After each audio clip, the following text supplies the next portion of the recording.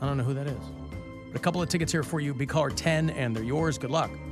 216-578-1007 or 800-348-1007. He might have been just a voice man. He's the man of 1,000 voices. Greatest voice man that ever lived.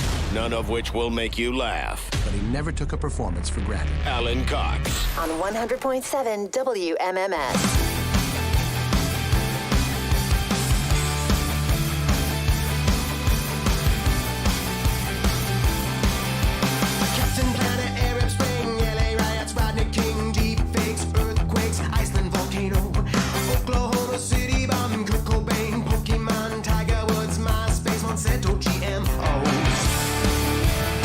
Fall Out Boy updating We Didn't Start the Fire with, like, more contemporary references. I hate this more than Gigi Allen. I love it. I think this is pretty rad, actually. I do, yeah.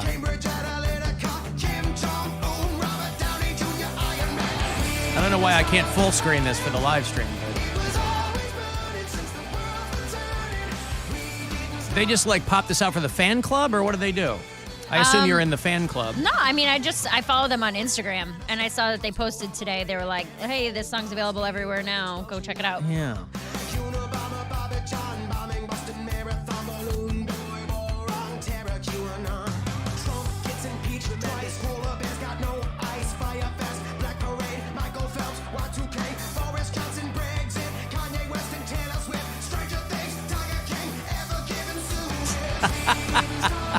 I like it. I think it's kind of cool. It's not Billy Joel. I don't want it. Yeah, I know. I want to hear it from Billy Joel's mouth. It's too bad they didn't get him to do it with them. Maybe when he sees this, is Samir Rice? Shout out.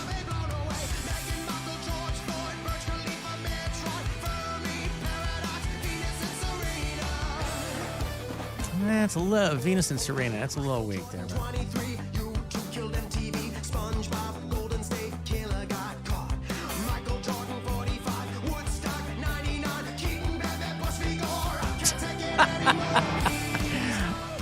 Keaton, Batman, Bush v. Gore. I can't take it anymore.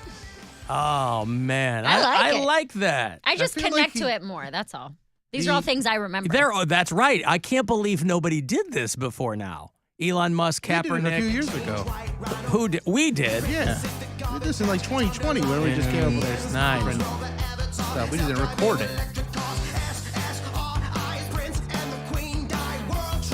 SSRIs. World Trade second plane. What else do I have to see? Yeah, I dig that. Mary pointed me to that. I don't know that I would see that otherwise. Mm-hmm. Of course, Mary Santorum's version is pretty good. It's good to be Bill Squire. Now, this is art. It always feels right when he's in the spotlight. Yeah. So, Fall Out Boy updating that song. No, I'm surprised that maybe another band has done that up until now. I mean, that song is 40 years old, right? The Billy Joel version. That's got to be 80, mid-80s. Almost 40 years old. Guardians over the Royals last night, 2-1, a real barn burner there in Kansas City. They will play them again tonight, second of 3 at 8:10 tonight on WMMS and on the iHeartRadio app. If you want all your baseball action, 7:40 is when that will happen to you. You can leave a message for us anytime on the Alan Cox Show After Hours line. People take voicemails. Leave them there. It's 216-986-8903. Alan, Trucker John, King of I-71. When you were a DJ, you didn't have any free reign to play whatever you wanted to when you were working a 6-hour shift at night.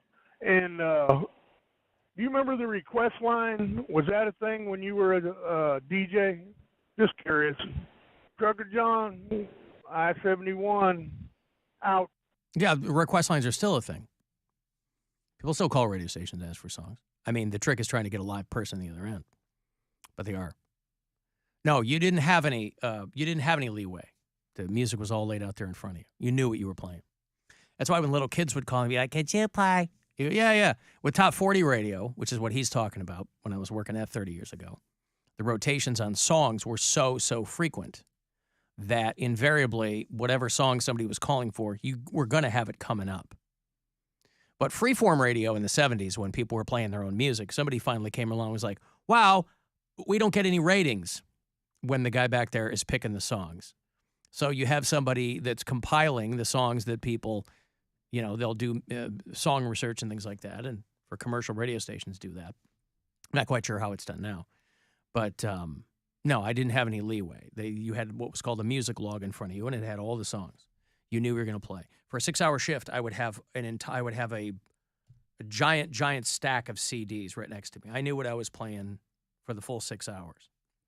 And some of them would get played and they'd go right back in the stack because you were going to be playing that goddamn Elton John song from The Lion King again in 45 minutes. And over the course of a 6-hour overnight shift, that's not hard. It's hard to stay awake. Did you ever do overnights, Poundcake? Poundcake knows this. He was a DJ. I've never done overnights. I had a 7 to 11 shift. You guys had music logs, though? Yes. Yeah. Yeah, we had the A, B, and C songs. Yeah. D's and gold, and we coded it. I don't know if that was like the standard, but we coded it as like golden, which are like can be, as far back as, I don't know, maybe the 90s. And we can swap those out and put, a request in. So there were certain like you'd have you'd have like in. maybe one slot an hour, but I didn't care. I was trying to get a radio. I didn't care about top 40 radio. So I would just put in something that somebody had requested that I hadn't played 7 times. Yeah. Until then. Or because it was a weekend overnight, I'd throw a super curveball in there. I'm really happy that I got to, go around the clock in regards to like an air shift, because I did 7 to 9, I did like 11 to 1, I did a 4 to 7, and then I did 7 to 11. And the 4 to 7, the drive time, like the time I'm on now, was by far my most favorite. Because in the mornings, you guys were talking about yesterday about how you would get like slumber party, people calling from slumber parties as requests. I would get kids on the bus.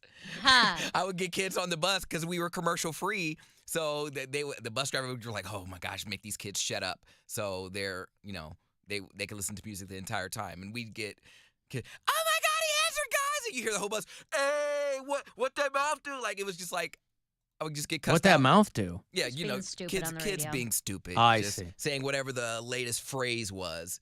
And then they would make a request. And I'm like, I don't even know that song. They're like, can you dab, bro? Can you dab? I'm like, oh, hate it here. Never doing a 7 to 9 shift ever again.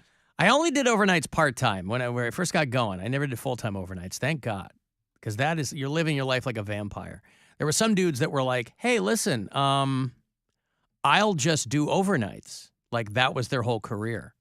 And, once in a while you'd see them in the daytime. But you never saw them because they were on the air. And so it was like you had a ghost member of your air staff. It was the person that nobody ever saw, unless it was like a staff meeting and they came in.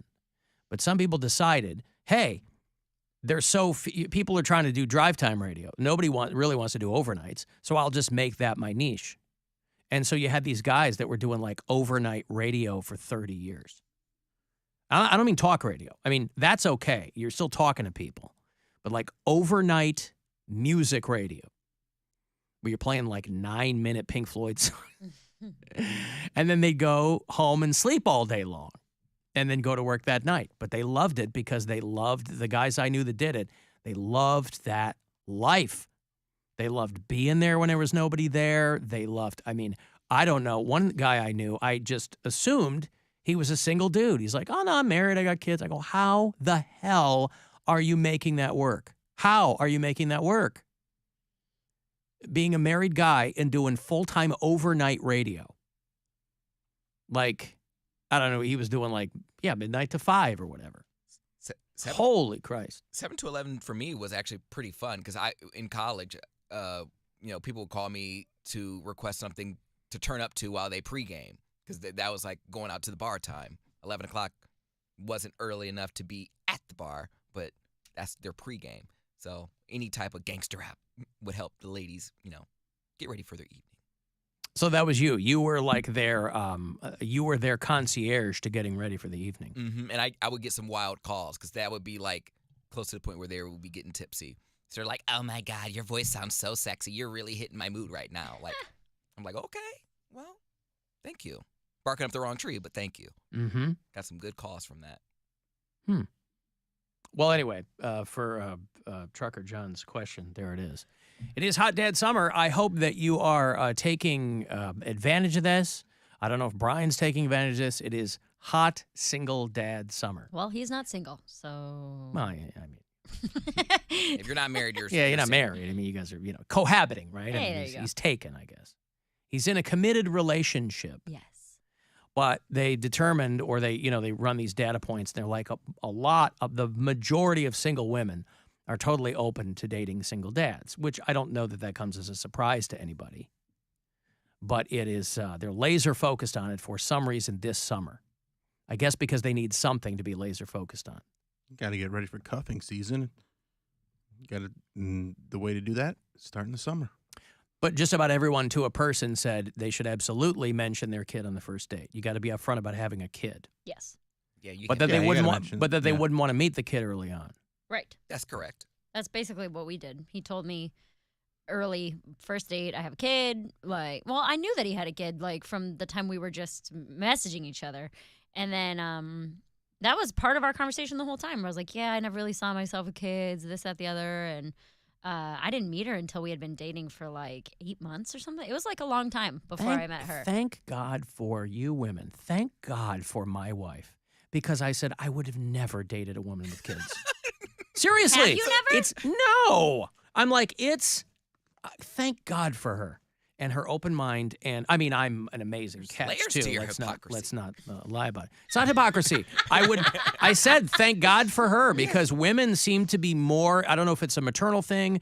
I mean, again, Gwen was always like, I don't know how maternal I am. We might never have a kid, but I already had two. And obviously we did end up having one, but it was like I would have never dated somebody with kids. I think there's a lot of guys that date women with kids. No, I know. I'm just saying for me. I'm like, Right. thank God if the tables were turned and Gwen was like, I have a kid, I don't know how that would have gone, man. Don't know how that would have So, gone. I actually dated a guy. Well, we were never in the boyfriend phase, but we. Because you got to be cool with never being number one.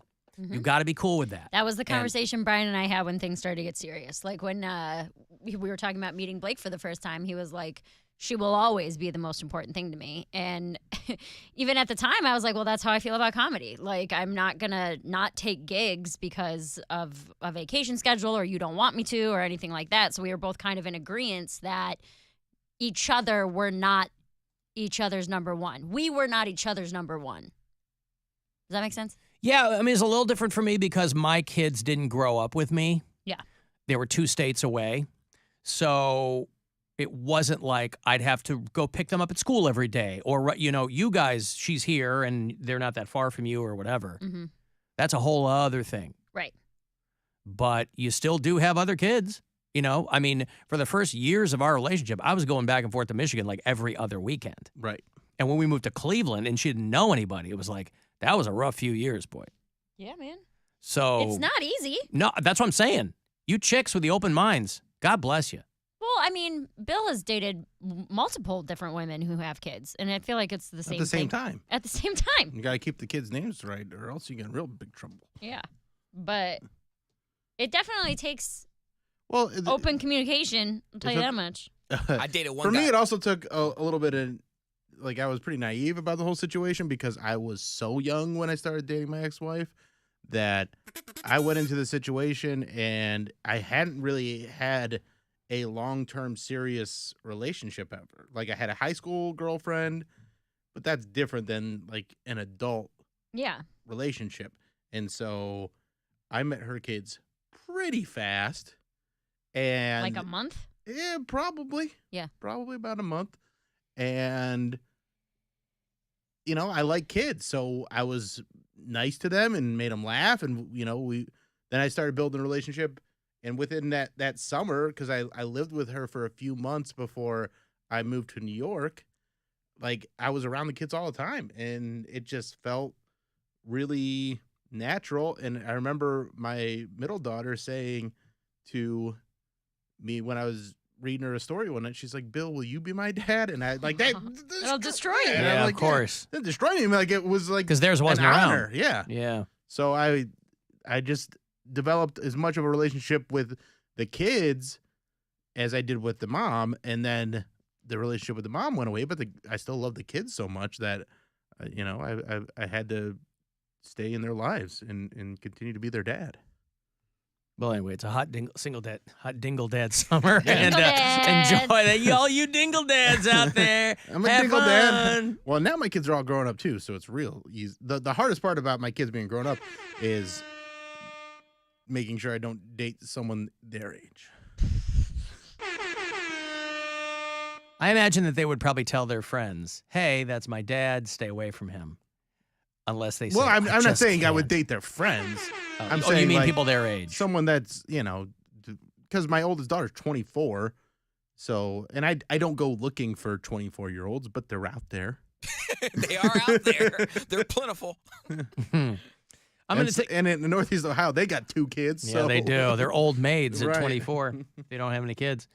I got another $1,000 for you at 3:30. Listen for that next keyword to get some money from the Buzzard bookie. Do that coming up.